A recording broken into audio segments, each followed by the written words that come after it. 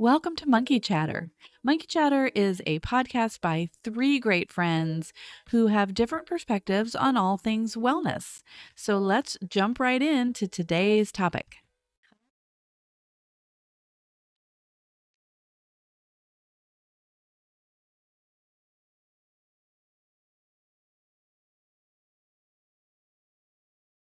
Guests that we had on our series, and we want to make that a little bit more of a habit this year. So today we have Cindy Reed.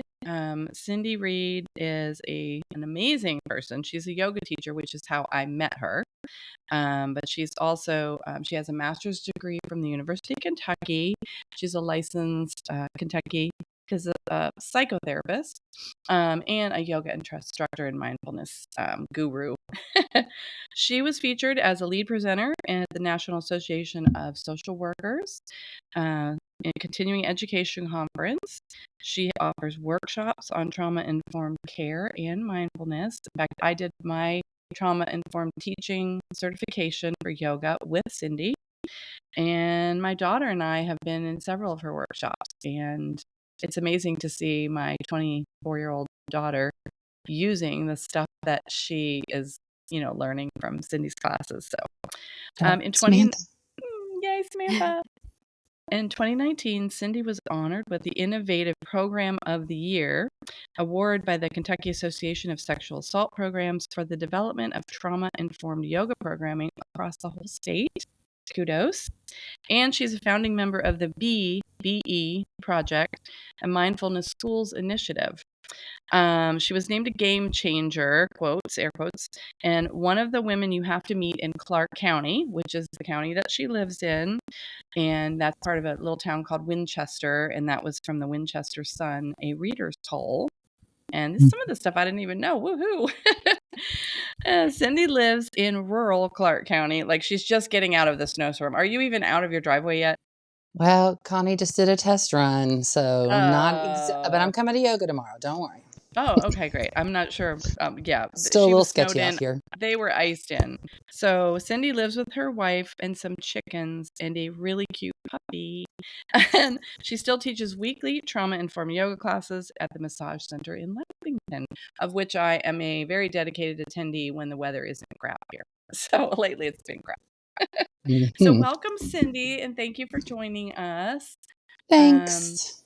Yeah, and I would love if maybe you could start with just a little background about you and how you got into all this. Maybe tell us a little bit about you personally.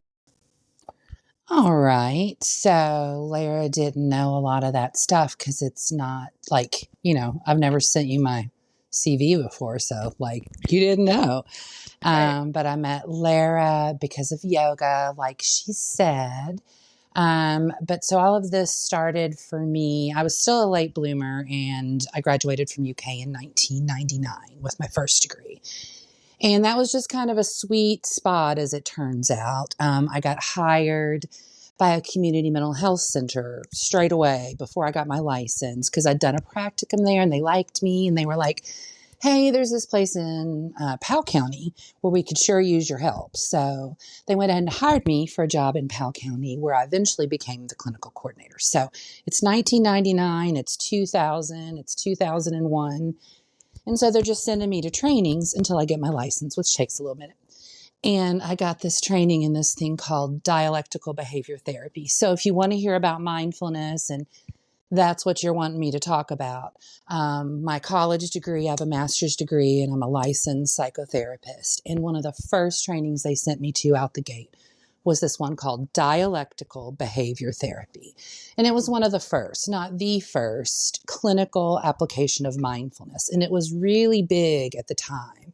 The author of this, if you're like a geek, like I am, about such things, her name is Marsha Linehan, Linehan.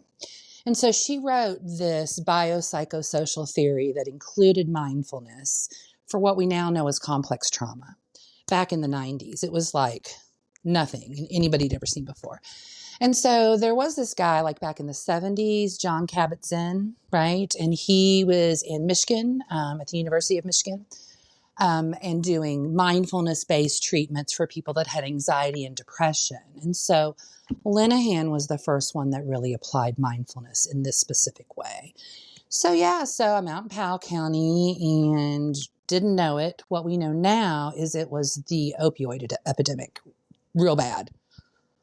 Real Yeah, bad. and for you guys that don't know, Powell County is out very rural. It's near Red River Gorge, and that it's beautiful, beautiful country. But if nobody's ever watched that documentary on Netflix about the opioid crisis, watch it. It's amazing. It's really, really interesting, and that's where it all was. So Yeah. So they're like, oh, you'll see like, ADHD or separation anxiety. That is not what I saw when I arrived in the Powell County. So from that, we just started doing DBT, this particular therapy, which was mindfulness based with folks. And a lot of the folks we were working with at the time, because again, we know now what was going on, but we were in it then. We didn't know what was going on. Was a lot of social services clients and stuff like that that had certain things that they had to do.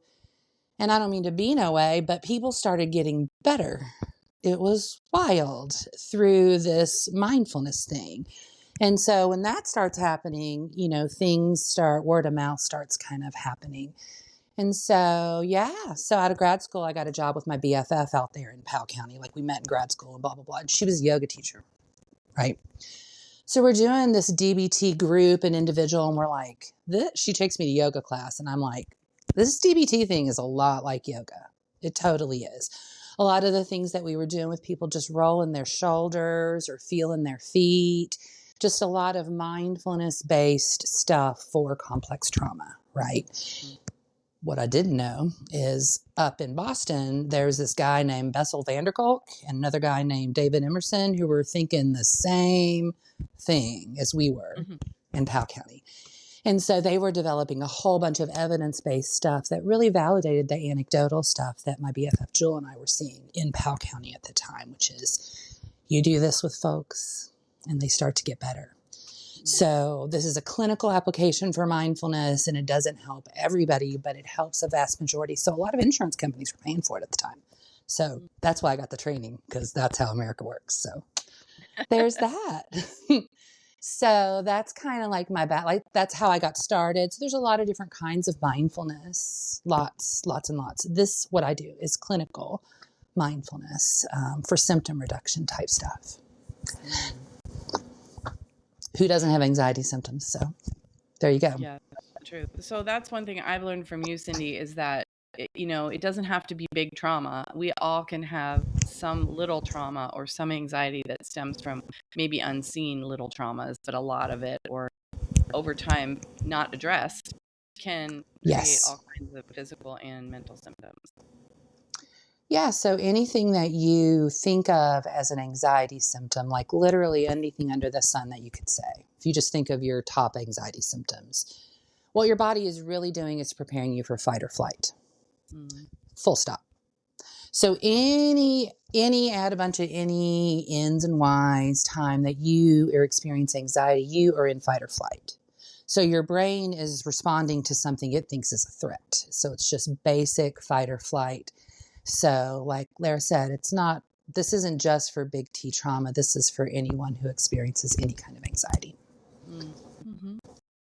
And we're going to have to talk about Amy. And what I mean by that is not this Amy, but we have another Amy that we talk about. So I knew this would be kind of funny because we joke about an Amy when we talk to Cindy and even like with my daughter now that she knows all this. So I would love to hear a little bit more about the scientific stuff that goes on in the brain, and you'll see what I mean in a minute, Amy. All right. Well, so what Lara's asking for, correct, is like a nutshell of the neuroscience of your emotions, especially your anxiety. Sound good? Yeah. Yep. All right. So Amy is AMYGDALA, your amygdala. So we just shorten amygdala, which is a part of your brain, to Amy because we talk about her so much. Because your girl Amy's always giving you a solid. I'll say it again. Your girl Amy's always giving you a solid. And you might get kind of mad when you feel that anxiety in awkward places and stuff like that. But first of all, we need to make friends with Amy, right, Amy? Yes. Right? Like the real Amy.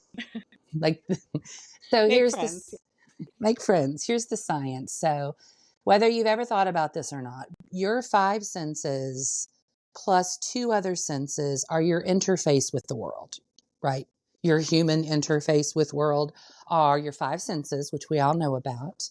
And then there's two more, interoception and proprioception. So proprioception is the sensing of the space around you. Interoception is the sensing of the space inside of you. An example of proprioception is if there's a door behind you and you're facing away from the door and there's a big noise as the door opens, you will turn and look. You won't think, hey, I'm going to turn and look. You won't even notice that you heard a sound. It all happens just like that. That's your girl Amy giving you a solid, using proprioception to keep you safe in the space around you. But it happens before you think, right? Interoception. Proprioception is the space around you, and interoception is the inner sensing of your body, which is why yoga works, which is what a lot of the mindfulness strategies that I offer clinically are about. So this is sensing your breath. So right now, I just would love it if you paused and just gave yourself an inhale and just notice what it feels like. Here's an exhale. Do it again. Just notice that you're inhaling and what it feels like. And an exhale.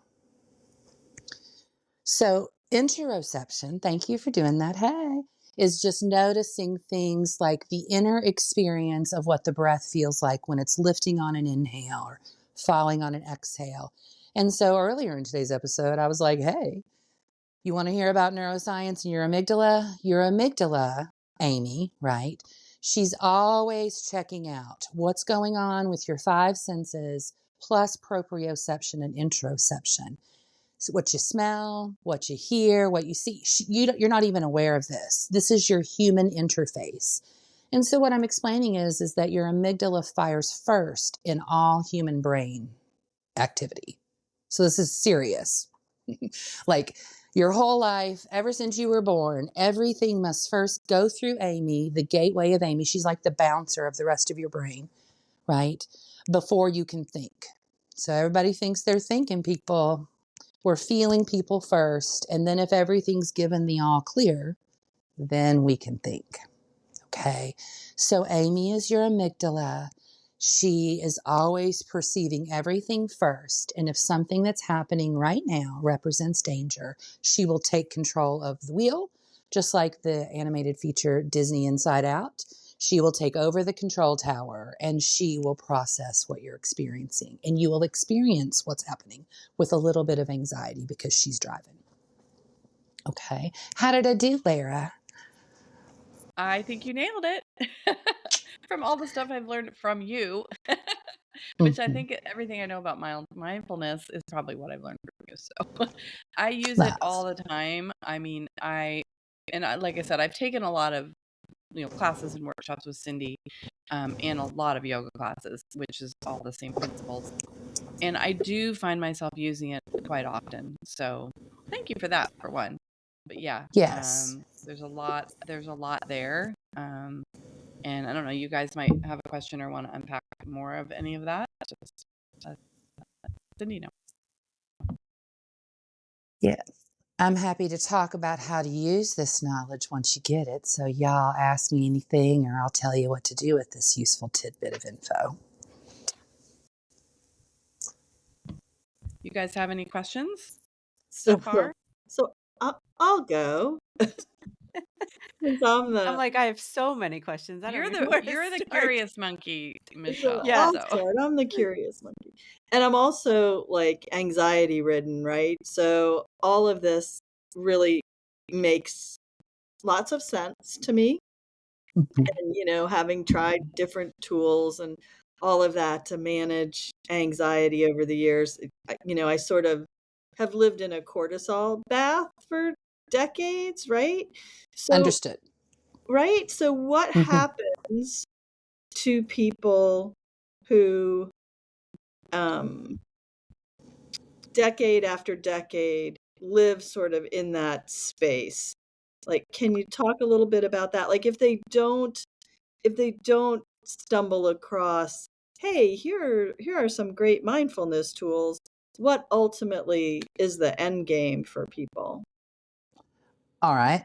So mindfulness is super helpful for a lot of people with this. And I'll kind of like walk through how that is. And you're asking like, what's the cumulative effect of being soaked in cortisol for Yeah. years and years? So cortisol is one of the chemicals, stress chemicals, hormones that your body produces.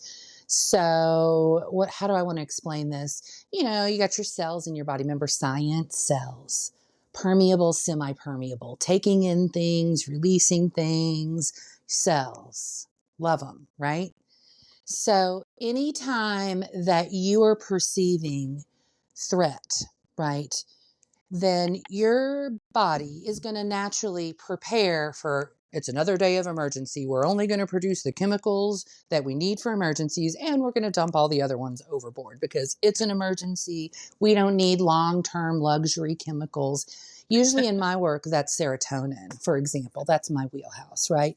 But what you're talking about is connective tissue things for the long term of your body and all kinds of autoimmune stuff that we're starting to discover. So there's, again, since I started this in the late 90s, there's been a absolute ton of research about the connectivity of, you know, being soaked in cortisol and the long-term effects of that. So the way that I try to explain it to people, to clients or people in workshops is that if you're in if Amy's reading emergency every single day, then your body will prepare like today's another day of just surviving, as the old saying goes, not living, just surviving. So the cumulative effect can be pretty intense, whether it's serotonin in my case, or like I said, other wheelhouses of medicine that aren't mine. But what I really want to say is that there's hope. So I don't want to be all like, that's true. But any little whittle, that's what I take. If I can take one little shave off of your cortisol level, it's worth it. It's worth it. And I guess the last thing I'll say to your question is I think of cortisol levels in general like a thermostat. And this is an example that I've used in workshops that seems to resonate. So your thermostat runs really, really high if you've been soaked in cortisol for years. So think of it like if we went on vacation in the summer and we forgot to turn the air conditioner on. So when we come home, it's going to take a really long time to get to baseline. Okay. A really long time. So if we keep doing things to kick it on, the stress response, even if we make some resolution, it's still worth it. Any resolution that we get is worth it. And I'll talk some more about how to decrease those cortisol levels with little doses of mindfulness. So, yeah, that's how I do answering your question. That was great. Thank you. Yeah. Mm-hmm. That's I like the thermostat. You know, that is a really easy way to think about it. Yeah. So now do tell. So what are the tips? Yeah, I know, that's right? my Everybody question. wants Like, to know Do the tips. tell. Yeah. How do you what do you work with? Yeah. Yeah. So kind of like your soaked of cortisol example, I'll Yep. just talk about that. So, and the thermostat kind of kicking on when it's set higher. So what I'm really talking about are triggers. So the first thing that we do, whether it's a workshop or I'm working with a client or I'm doing whatever, is right now, whoever's listening to my voice, think of something in your day-to-day life that triggers you, right? Could be your mother-in-law, could be a work situation or Microsoft Excel that triggers me. Like whatever it is, think of something that triggers you. And if you're interested in learning about anxiety, like a regular trigger, right? So the reason that that's triggering for you is, guess what? There's a 99.9% chance that it triggers you because something bad actually did happen related to the trigger. Like you had a real lived experience that was unpleasant or worse regarding that person, that situation, Microsoft Excel, right? So your brain, when it says it's going to start to set off these chemicals, right? Because Amy, if you've never heard of your amygdala, Amy and your amygdala, right, is that she's called your lizard brain. She's not evolved, meaning like she's a lizard from the Galapagos Islands that is still like a dinosaur. And so she does not understand money or the news or anything like this. She just picks up on a threat and gets you ready to fight, flight, freeze, or fawn. And when you're triggered, that's what's happening, right? So right now I was like, hey, identify something, and I'm repetitive, and Lara knows this. So I'm like, identify something, a trigger, a person, place, or thing. And right now, just as the more that I repeat it and the more I have you think about it, then the next time it happens, you're going to think about this moment that you listen to me talk about it, right? Because we're talking about it and I'm super repetitive because that's my style. So something that triggers you, Amy kicks in because she's a caveman and she doesn't know. She thinks we're in the jungle in the forest, right? What other people Like a think monkey. about you. Yes, like a monkey. She thinks that what other people think about you might be a threat, right? So as soon as she sets that off, here's what I want you to do. Y'all ready? Take a big deep breath and feel your feet, and I'm serious. So ready? Just take an inhale and feel what it feels like. And so when you take that inhale, like I literally want you to feel what the inhale feels like when it expands in your body, because it does interoceptively, and it falls, right? Feel your feet just for a second. Just feel your feet like you have feet. They exist. And feel yourself seated or wherever you are to gravity, like gravity, your breath, and your feet. Now take a big breath. Gravity, your breath, and your feet. Just notice.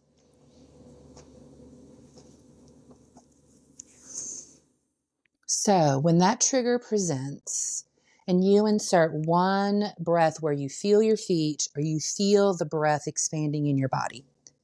Ready for this? Fun fact, you're breathing your whole life, every second of every moment since you were born, but you don't notice it. Your brain filters that out. And so literally, when you shift your brain towards interoception and noticing the sensation of your own breath, it short circuits Amy's message, right? It's basically saying you're in the neurological now. You're in the neurological now.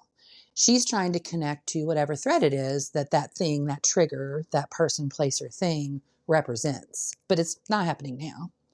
And when you feel your feet, it's not a thought. Like I said, you feel before you think. So when you feel that interoceptively, it disconnects. Remember when I said it whittles off a little bit of that cortisol and decreases that response? Okay. Yeah. So that's what you do in the moment with the trigger. How'd I do with that, Lara?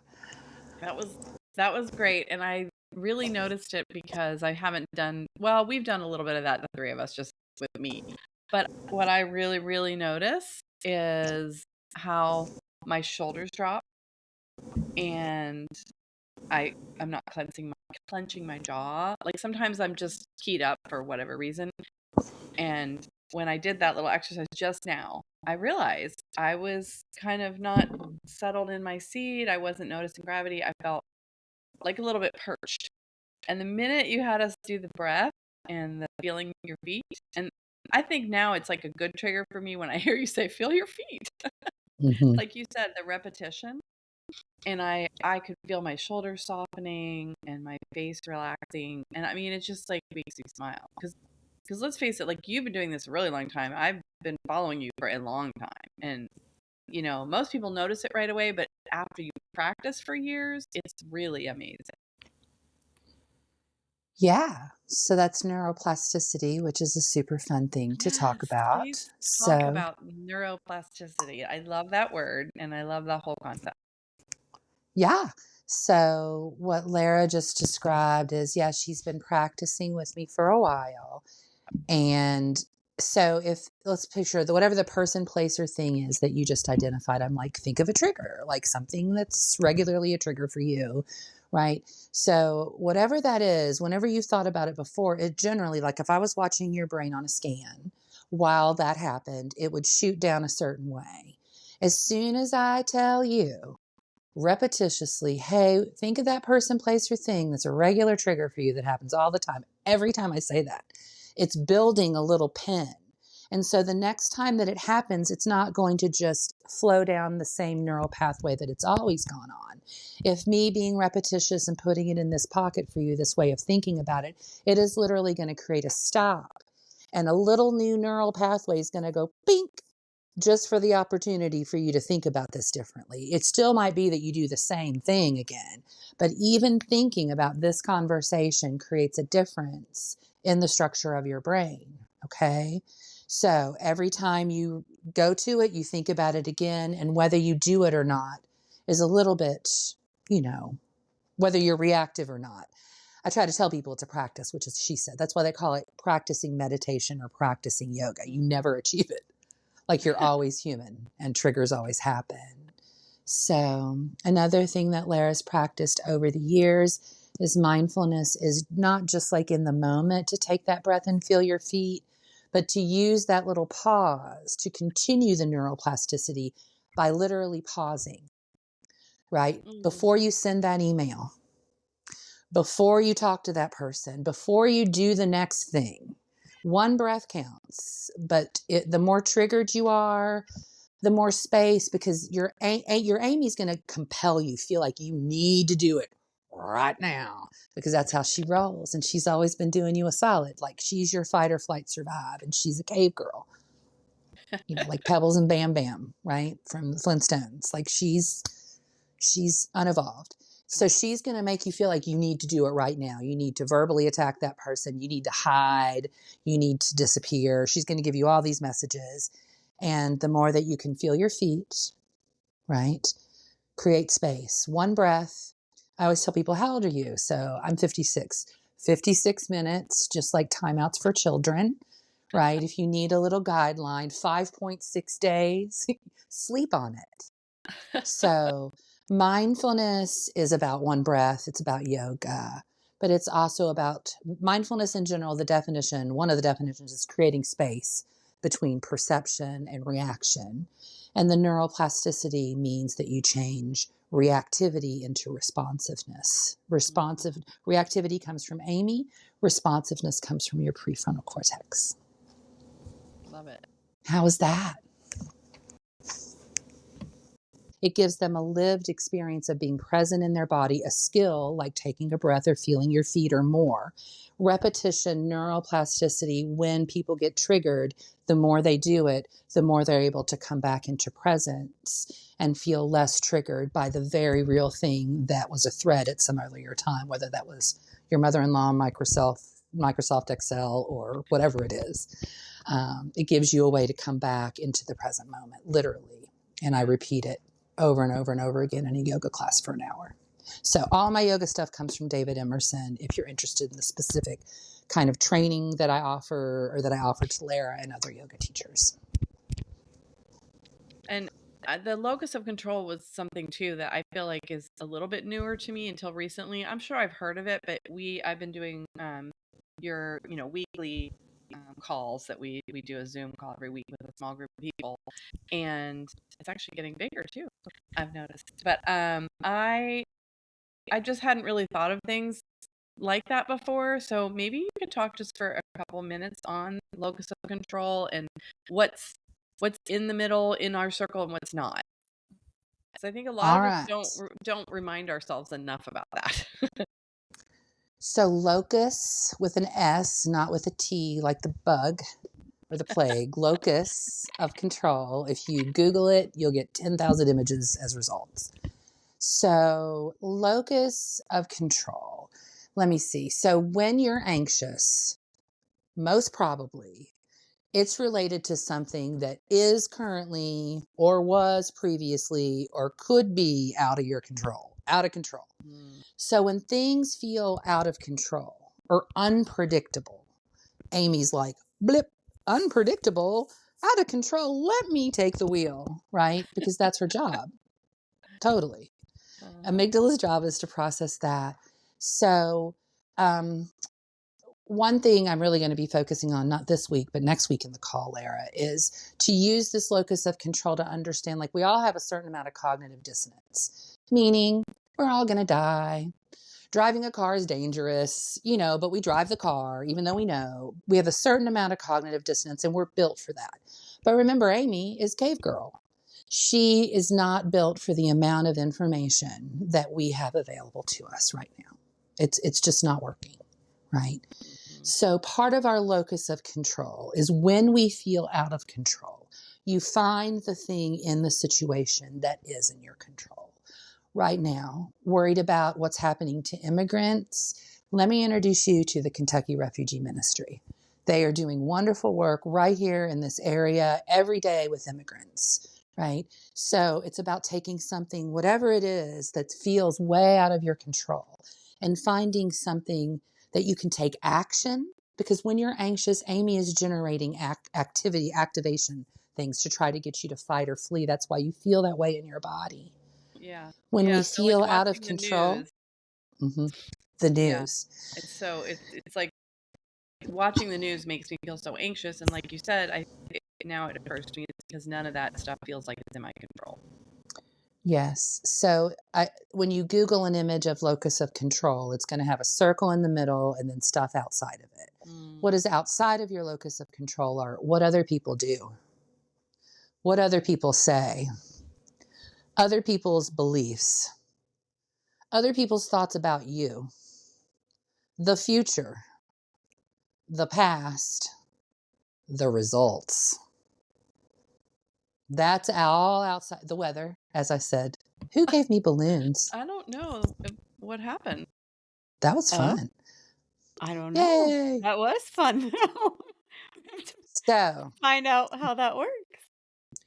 in your locus of control, your words, your actions, your beliefs, and the media you consume, that's in your locus of control. Okay.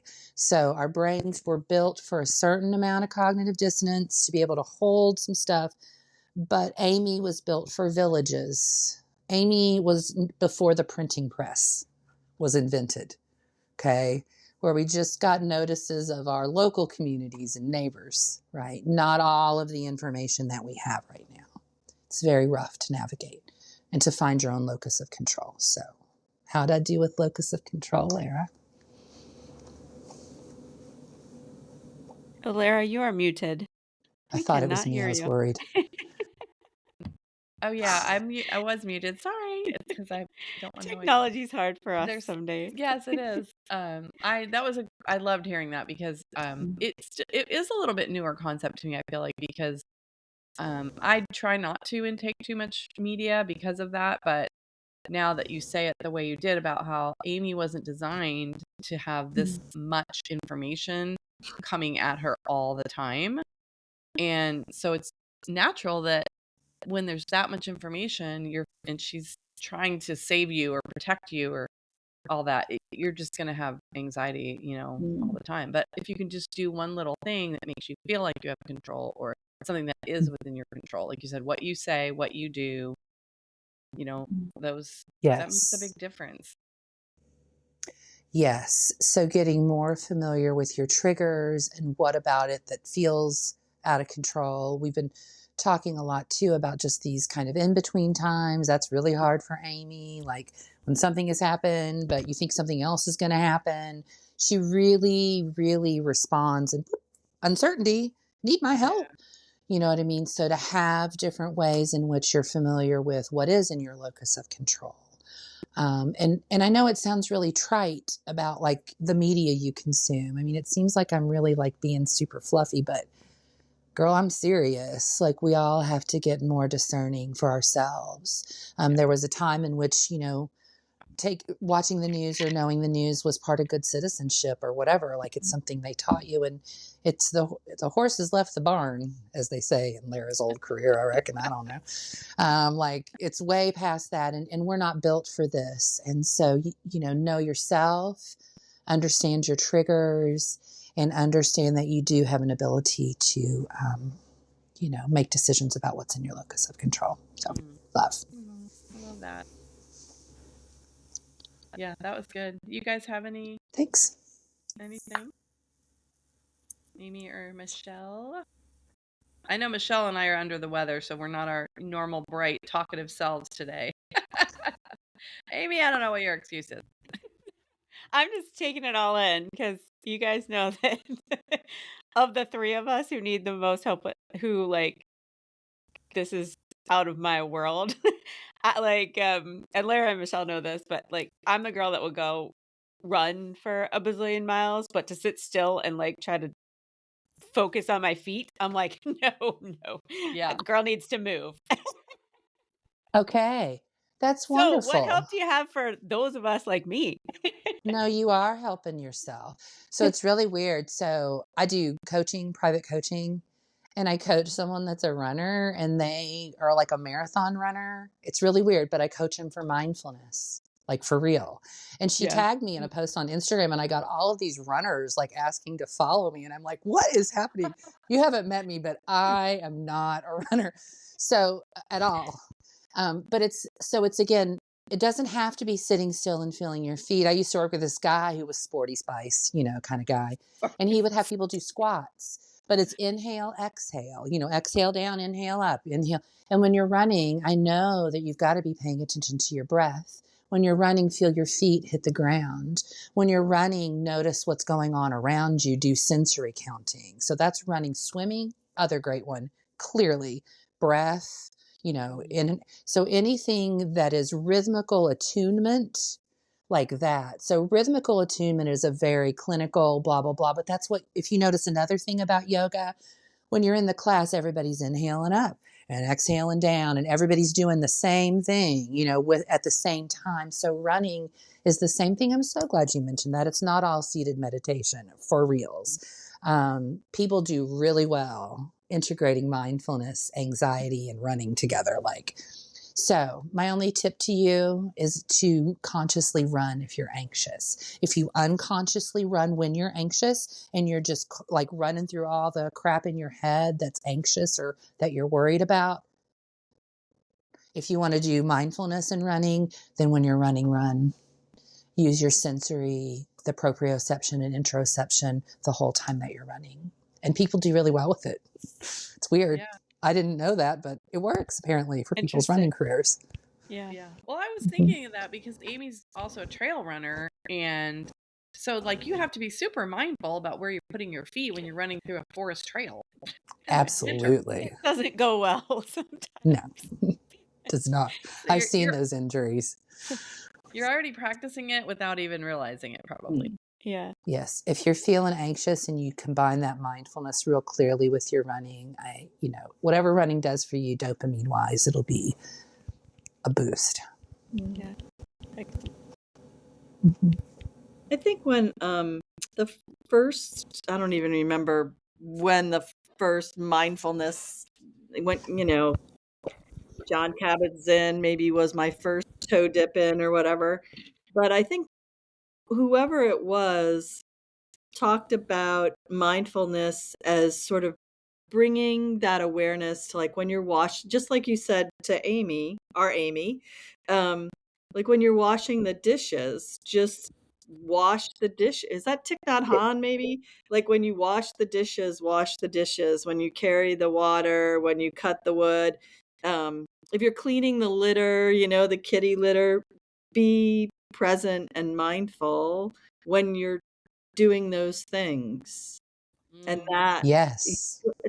yeah, is that, yeah, kind of That what is you're so talking much that Yeah. is like literally a handout that we were giving people in like 2001 in Powell County. Like everything that you just said, like when you wash the dishes. So John Kabat-Zinn mindfulness definition, and you said Thich Nhat Hanh. So both of those people were Thich Nhat Hanh and John Kabat-Zinn were who Marsha Linehan, that I was studying at the time clinically with, was citing. So when she made those handouts, it was a blend of exactly those two people that she was conveying this. So John Kabat-Zinn mindfulness definition is paying attention to what is occurring in the present moment on purpose without judgment.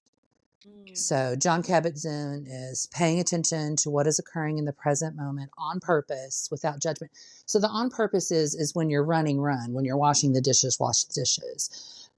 And it's also conveying a discrete period of time, discrete meaning it has a beginning and an end. So no one is mindful all the time. Not a thing. Right.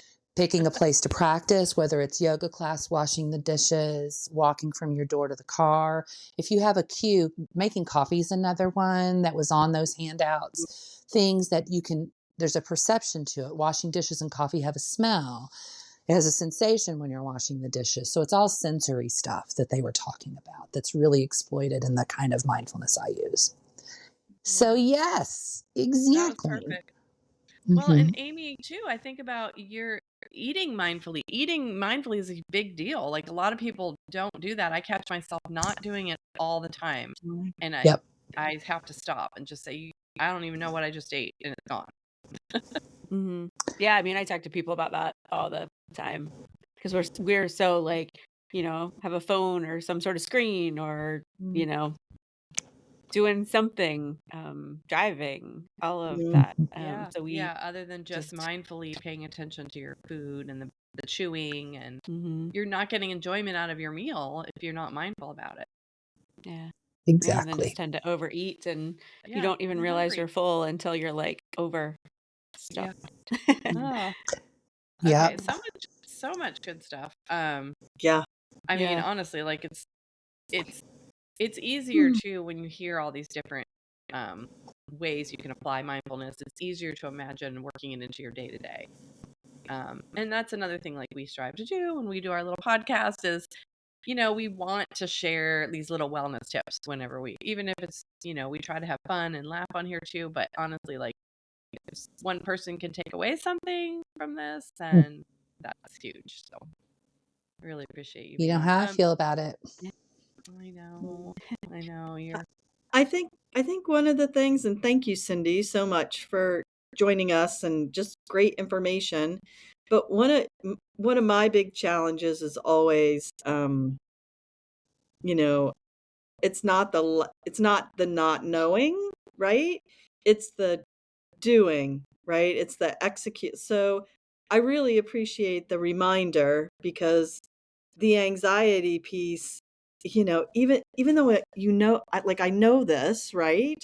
Um, to hear it from maybe it's a good reminder that just to expose yourself to folks who are working in the space, or take the course, even though you're like, oh, well, I know about mindfulness, well, clearly I know, and clearly I'm not doing it, right? So there has to be, yeah, I'm really glad we did this, because it is just a good reminder and ways to build it in. So thank you so much. Yeah. Yeah. Thank you. Yeah. Yeah, we've definitely heard lots of things about you. So it's good to finally Yeah. good to Yeah, and finally meet you kind of. such a Yeah. nutshell view. I mean, there's so much more, but um and yeah, and I really appreciate you coming on. And I didn't know if you wanted to close with any other little mindfulness things for us, or if you had any last thoughts before we sign off.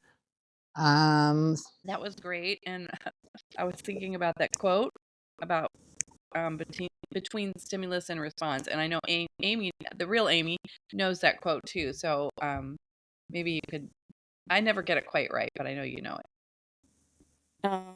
Yeah, it's something. It's a Viktor Frankl one, but I'm not gonna get it exactly right either unless I look it up. But yeah, between, yeah. go ahead. Do you know it? Let's play Viktor Frankl Yeah, trivia. it's What like Viktor Frankl? something like between stimulus and response. But yeah, I don't know. I can't think of what it is exactly. But Between stimulus and response, there is a space, and in that space lies our freedom. yes, there we go.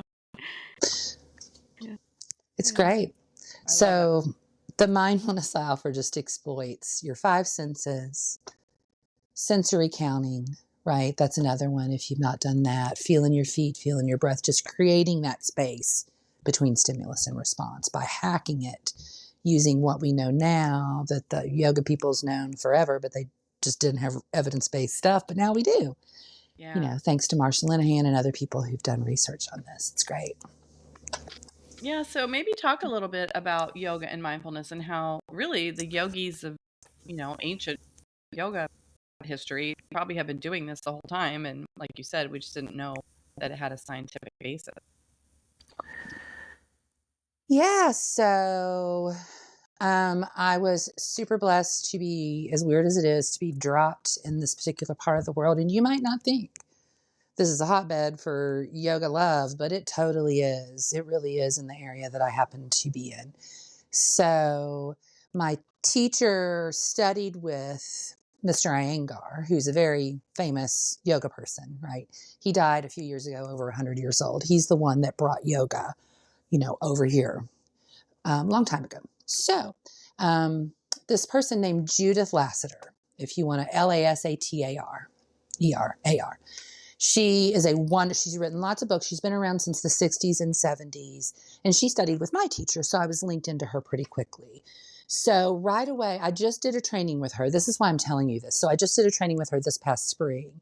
And the thought that I trained with her in the early 2000s, I'm just so blessed, because she said back then that one of the ancient yoga sutras says, sensation is the teacher of presence.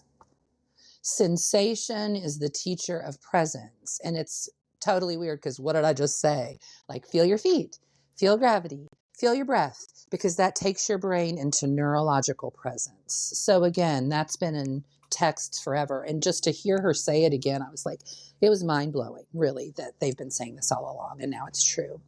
So yeah, so like we got out of college, like we end up in Powell County. Here we are with these people. And we're having them roll their shoulders and do all of this stuff. And so that, just like y'all, I mean, it makes everybody, or most everybody, it's not for everyone, but most people feel really good and really relaxed, because my cue in yoga or in these classes was always back to the neurological now, back to the neurological now, where your body literally is relaxed. Okay. So we were using these cues and we were doing these things. And so fast forward, I was working at the Bluegrass Rape Crisis Center and had been teaching yoga and was pretty known for teaching yoga clinically already. And so they gave me a very small amount of money, like very small, and said, here's a grant to start trauma-informed yoga for our 17 counties. It was a very small amount of money. So at that point, which was about 2016, I could train one person, or I could build a training in Lexington myself, which is what I did with that money. Because then you had to go places. You had to go to Seattle. So instead, I decided to build the training myself with that small amount of money. And from that, my original goal was in the 17 counties that we serve, that I was going to access other clinical people and give them the same information I just gave you about how this is an intervention that works for most people. And then I started out with a pilot group where we started a training for other yoga teachers. And then we just repeated that and repeated that. Okay. So, what about yoga? I don't know how to say. If you read, there's a book called The Body Keeps the Score, for sure. Mm-hmm. And if you want to learn more about the specific kind of yoga that I do, there's a book called Overcoming Trauma Through Yoga by a gentleman named David Emerson. And he worked in cohort with Bessel van der Kolk, who wrote The Body Keeps the Score. So his is the yoga research that goes alongside the research in The Body Keeps the Score. And so the type of yoga that I offer comes from van der Kolk's definition of PTSD being a disorder of not being present, right? So if the whole hour, ask Lara, if you're in yoga with me for an hour, it's just feel your feet, you're standing up, you're upside down, you're on one leg, but it's all, where are you in the room? Where's gravity? Where's your foot? Feel your breath for an hour. And so neuroplasticity wise, that gives people, it makes everybody feel good, even if you have just garden variety anxiety or full on PTSD. For most people, to have a lived experience for a whole hour where your amygdala, Amy, goes on break, and then you can reorient yourself. So one of the things we talk about is locus of control. I talk about it a lot.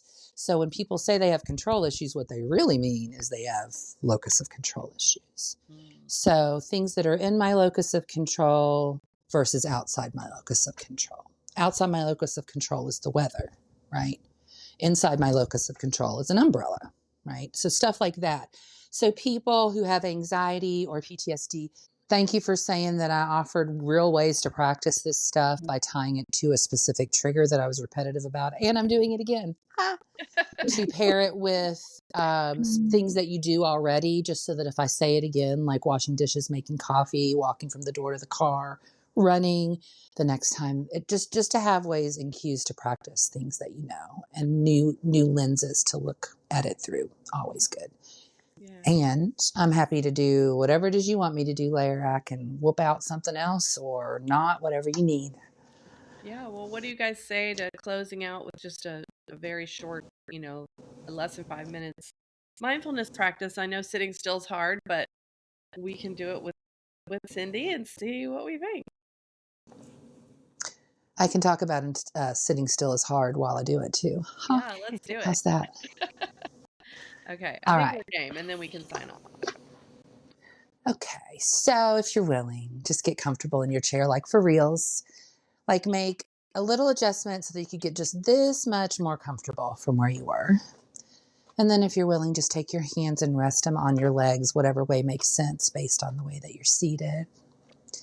And then do me a favor and shrug your shoulders up and touch your earlobes like you look sometimes in the afternoons. And then widen your collarbones and keep your shoulder blades moving back till they almost touch.